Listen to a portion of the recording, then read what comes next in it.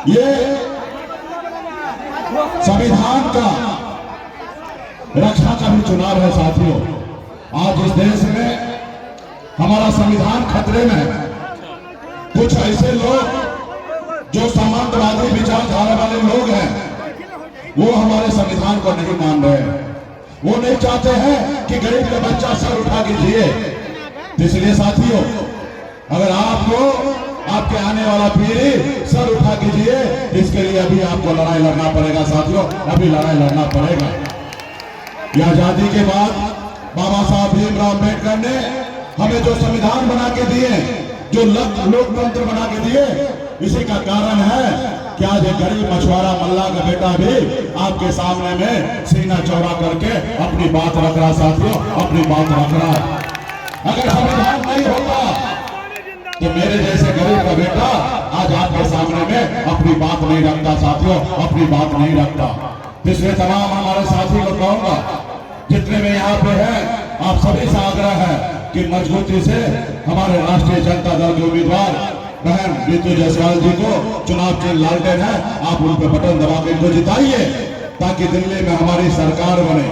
जो दिल्ली वाले हैं वो संविधान को खत्म करना चाहते हैं, वो नहीं चाहता है कि गरीब का बेटा आगे बढ़े।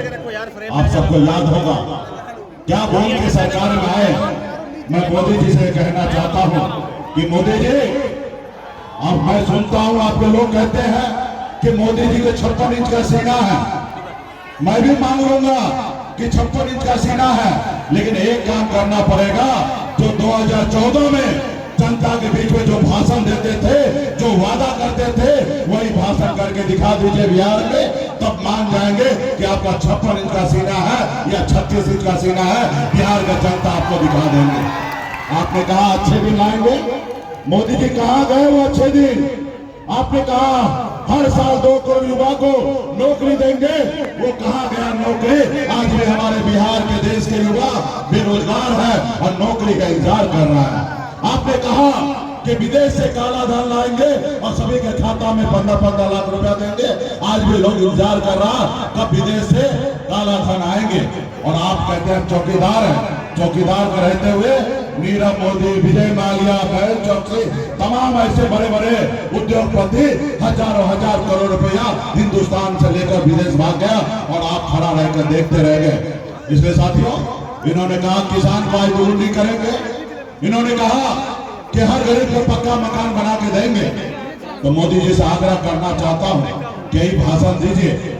मोदी जी, मैं आपका विरोधी नहीं हूं, मैं आपका तीसरा आंख हूं। जो आपको नहीं दिखाई दे रहा है वही मैं दिखाने का काम करता हूं। मैं जनता का आवाज हूं। जो आपको नहीं सुनाई देता है वो मैं जनता का आवाज आप तक पहुंचाने का काम करता हूं।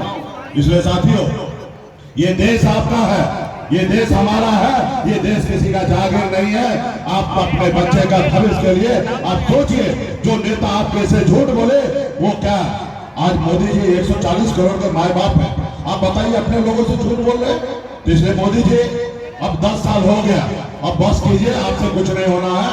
अभी अग्निवीर योजना लाए थे, 75 साल में मोदी जी को मौका चाहिए और यहाँ पे अग्निवीर में 18 साल में आइए और 22 साल में रिटायरमेंट हो जाइए। अब बताइए, भारत माता का रक्षा करने के लिए सीना पे गोली खाने के लिए हमारा युवा 4 साल में रिटायर होंगे। अब मोदी जी 75 साल के बाद ये करेंगे। इसलिए तमाम साथी से आग्रह है कि मजबूती से ये चुनाव सिर्फ ऋतु जायसवाल जी का नहीं है, ये हमारा एक एक कार्यकर्ता का ये चुनाव है साथियों, एक एक कार्यकर्ता का। आप धूप पे डटिए, अपने पंचायत में चुनाव जीतिए, पूरा लोकसभा में चुनाव जीत जाएंगे। तमाम हमारे सभी साथी को बहुत बहुत धन्यवाद देता हूँ। सभी को धन्यवाद।